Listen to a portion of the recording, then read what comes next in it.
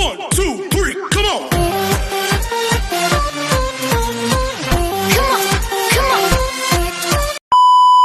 Hello beautiful people! Welcome back to my channel. This is your Mama Sam. Hola mga amigo, amiga, kumare at kumpare. Kamusta kayong lahat? Sana lahat po kayo ay okay at safe ngayong araw na ito. At syempre, kung ako naman ang tatanungin nyo, nakikita naman ninyo ang beauty ng Mama Sam ninyo, fresh overload pa rin. Diba? Ganyan talaga kapag umiinom ka ng maraming vitamin C, plus kumakain ka ng maraming banana. Dahil sa banana, mas nakakaloka ang ganda ng Mama Sam ninyo. Charot! So, kamusta naman kayong lahat? Sana lahat kayo ay okay na okay ngayong araw ng Wednesday. So, happy Wednesday sa atin lahat ng bonggang-bongga. At hindi lang yan, syempre, gusto ko rin magpasalamat sa walang sawang tumatangkilik dito sa Mama Sam Vlog, araw-araw, lagi-lagi. Maraming salamat po sa pagmamahal at support na binibigay ninyo. At hindi lang yan, syempre, sa mga makasolid na Mama Sam dyan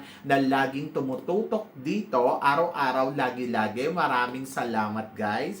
And then, ayun, gusto ko rin mag-shout out kay Edhi. Hello sa'yo. So, shout out tayo kay Edhi ng bonggang-bongga. And then, of course, kay Christine Ann Perez. Ayan. Kaya naman, syempre, marami akong hatid na chika sa inyo na talaga naman, oh my gosh, magtataas ang kilay ninyo ng bonggang-bongga sa mga pag-uusapan natin ngayon. Kaya guys, wag na nating patagalin ang ating mga chika. So, ito nga, para sa una natin chika, Miss Cosmo, kumpirmado na ang kanilang pageant na magaganap nga sa December 25 to January 16. Almost 1 month ang tatagal ng mga kandidata sa Vietnam at doon sila aabuti ng Pasko at ng bagong taon. So, yan. Pero syempre, ang exciting dito, yung laban ng ating pambato na si Bella Ismael, na alam naman natin na talaga namang inaabangan ng lahat ang kanyang laban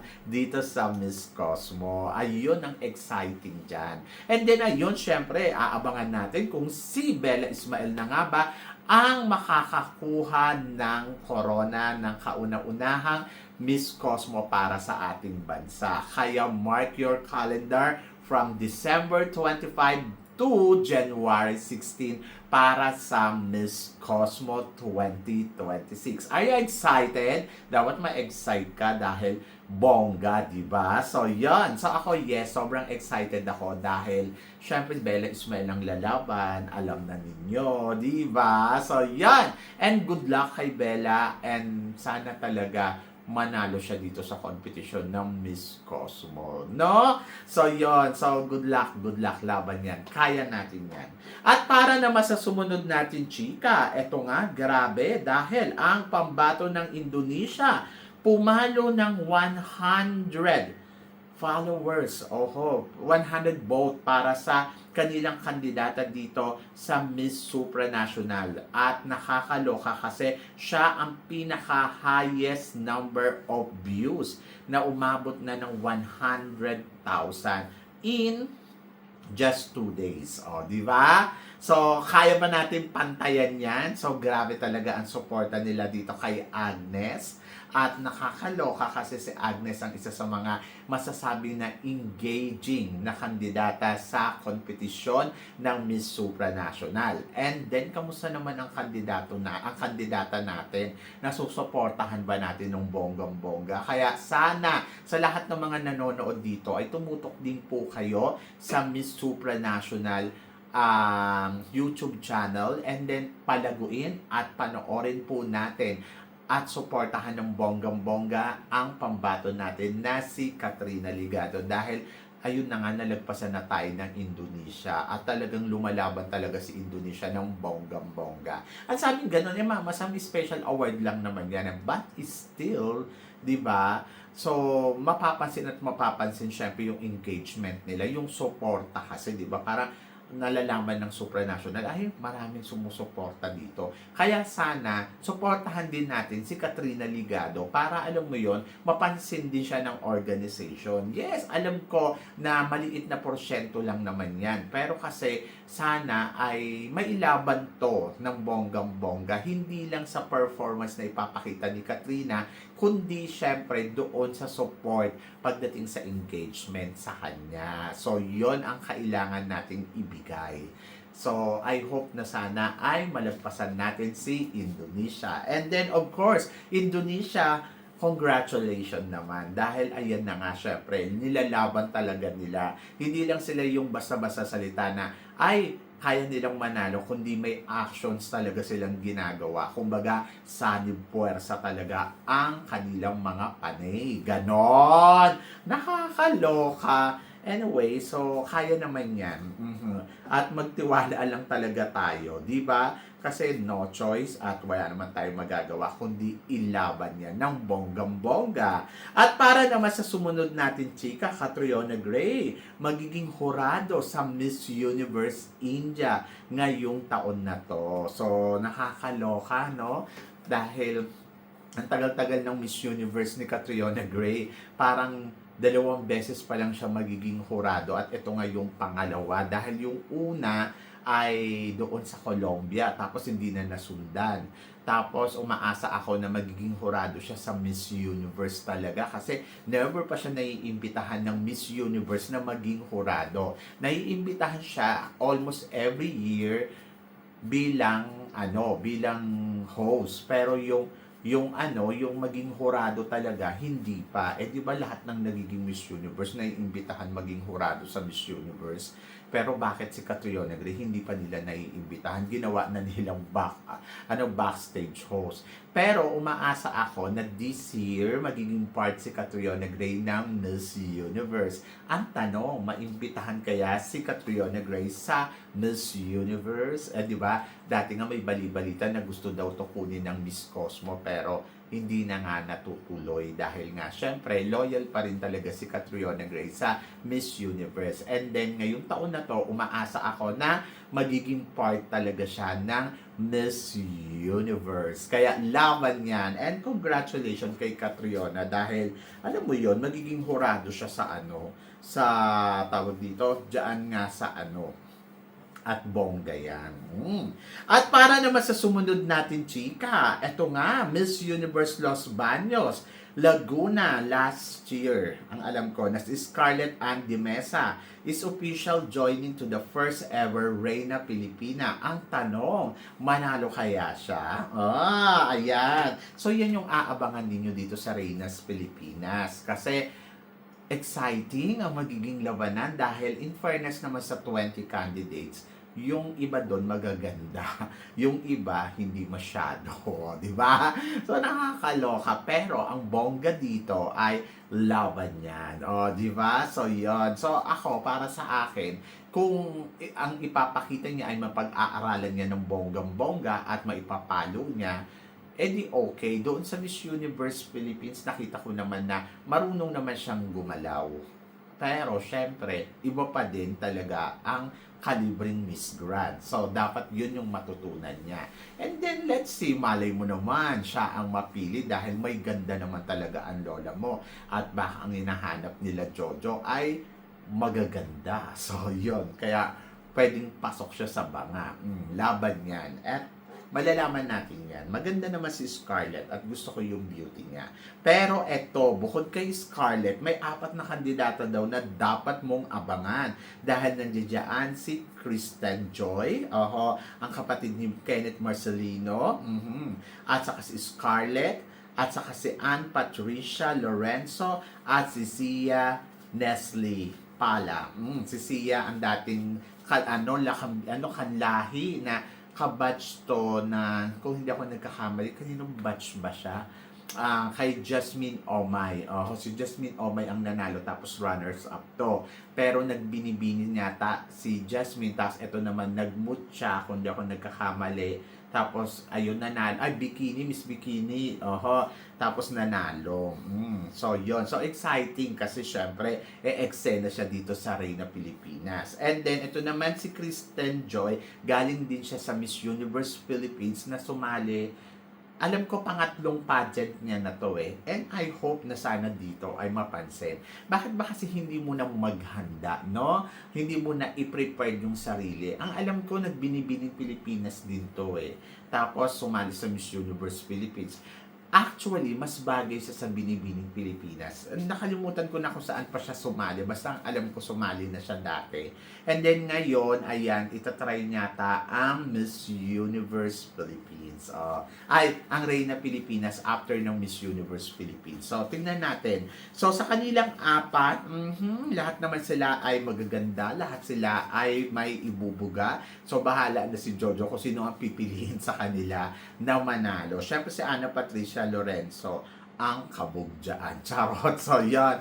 So, basta support na lang tayo sa kanila and let's see kung ano ang mangyayari. At eto pa nga, Diyos ko Lord, kaabang-abang din kasi bumulaga nga sa atin lahat ng bonggang-bongga ang chika na to. So, sabing ganon, ano daw ang masasabi ko dahil, ang pambato ng Iloilo dito sa Reyna Pilipinas ay si Alexi Brooks. Well, ang masasabi ko dyan, bongga. So, katulad na sinasabi ko, actually, nung una, yung sinasabi nila na sasali daw dito sa Reyna Pilipinas, syempre nang doon ako, nag-aalinlangan ako, na parang, ano ba, pwede naman sumali sa ibang pageant. Bakit Reyna Pilipinas talaga? Kasi ayun pala, sasali nga sa MGI All-Stars. Ayun, para sa MGI All-Stars yung laban niya. So ako, para sa akin, si Alexi, sige, let's real talk. Ando doon na risky yung pagsali niya dito. Kasi syempre, Reyna na siya sa Miss Eco.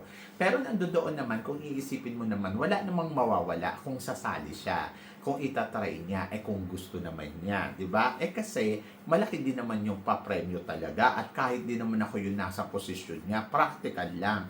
Go. Kung kaya kong manalo, gogora talaga ako. So tingin ko, kaya naman niyang manalo in terms of performance, in terms of beauty, in terms of eloquence. So, nasa kanya lahat plus may suporta naman, di ba? So, ibig sabihin, kaya niya talagang ipanalo to. Pero, syempre, hindi din natin alam kung anong mangyayari talaga doon sa mismong MGI All-Stars. Kasi, syempre, yung mga magiging katapat niya doon, mga matitindi din.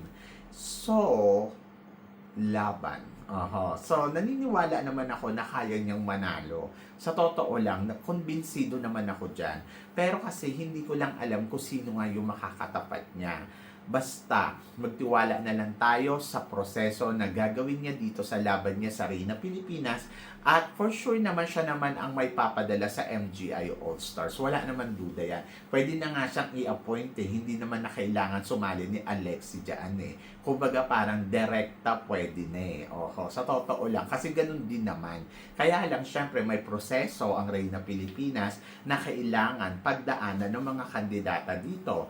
And then kung sure siyang mananalo, walang dapat ikabahala kasi lalaban at lalaban naman talaga ang Alexi. Diba? So, yon. Kaya nakaka-excite. Nakaka-excite na nakakakaba na basta bahala na magtiwala na lang tayo sa proseso. Basta laban, Alexi. Kaya mo yan. So, good luck.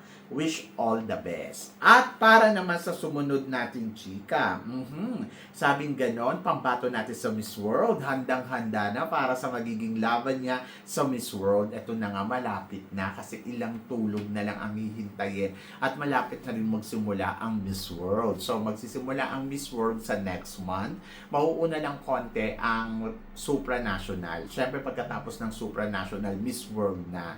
So, nalalakasan ako sa laban natin sa Miss World kasi naniniwala naman ako sa pambato natin kay tawag dito, kay Asia Rose. Sa totoo lang, siguro ayun lang talaga yung kailangan nating ibigay.